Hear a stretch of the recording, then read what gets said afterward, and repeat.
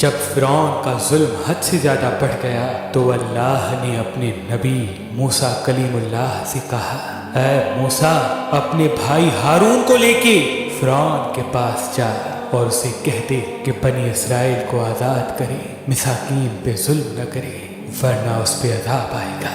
بس اللہ کے نبی موسیٰ علیہ السلام اپنے بھائی ہارون کو لے کے فرعون کی دربار پہنچتے ہیں اور کہتے ہیں، اے فرعون سن، میں اللہ کی طرف سے آیا ہوں۔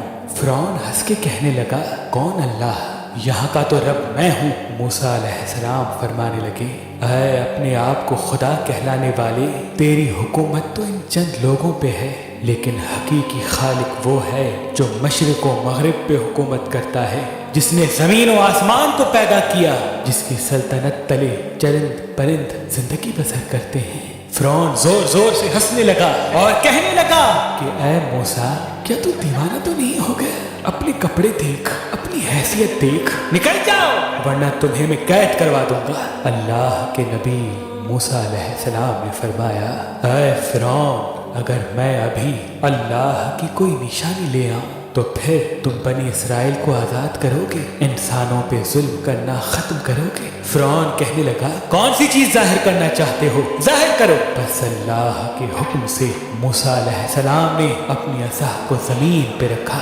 جیسے ہی اس عصا کا زمین پہ رکھنا تھا، وہ اژدہا بن کے پورے محل میں پھرنے لگا۔ پھر اللہ کے نبی موسیٰ علیہ السلام نے اپنی بغل میں ہاتھ ڈال کے جیسے ہی باہر نکالا تو وہ چاند کی طرح روشن نظر آنے لگا۔ فرعون کے محل والے سب حیران ہو گئے۔ فرعون نے سوچا کہیں بغاوت نہ ہو جائے تو کہنے لگا، اے موسیٰ، کیا تو اس جادو کے زور سے میری سلطنت کو ختم کرنا چاہتا ہے، بنی اسرائیل کو آزاد کرنا چاہتا ہے؟ اے موسیٰ، یہ زمین جادوگروں کی زمین ہے اور میرے پاس اس سے بھی بڑے جادوگر موجود ہیں، کیوں نہ ایک مقابلہ کرتے ہیں؟ تو اپنا جادو دکھا، ہم اپنا جادو دکھاتے ہیں۔ اللہ کے نبی موسیٰ علیہ السلام نے فرمایا، اے فرعون، یہ جادو نہیں بلکہ اللہ کی نشانی ہے۔ بس فرعون نے اپنی قوم کے بہترین 40 جادوگروں کو بلایا جو بچپن سے ہی جادو سیکھ رہے تھے، اور ایک طرف اللہ کا نبی موسیٰ کلیم اللہ اور ان کا بھائی ہارون تھا۔ اللہ کے نبی موسیٰ علیہ السلام فرمانے لگے، اے جادو کرنے والوں، جھوٹ نہ بولو، اللہ کی مخلوق کو گمراہ نہ کرو، میں اللہ کا نبی ہوں، کوئی جادوگر نہیں، میں تو تمہارے رب کی طرف سے تمہاری اصلاح کرنے آیا ہوں۔ وہ جادوگر آپس میں بات کرنے لگے، کچھ نے کہا شاید یہ نبی ہو، کچھ نے کہا نہیں۔ صلاح مشورے کے بعد وہ سب جادوگر فرعون کے پاس آئے اور کہنے لگے، اگر ہم غالب آ گئے تو ہمیں کیا انعام ملے گا؟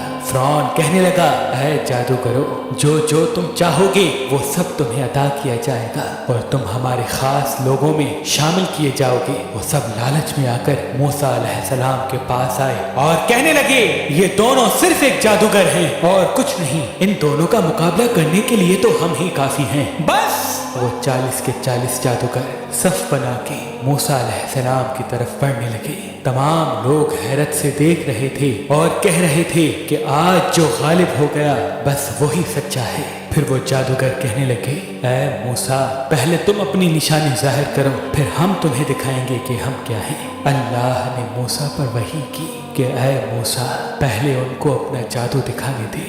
بس ان کے پاس جو لاٹھیاں اور رسیاں تھیں انہوں نے زمین پہ پھینکی اور انسانوں کی آنکھوں پر جادو کر دیا۔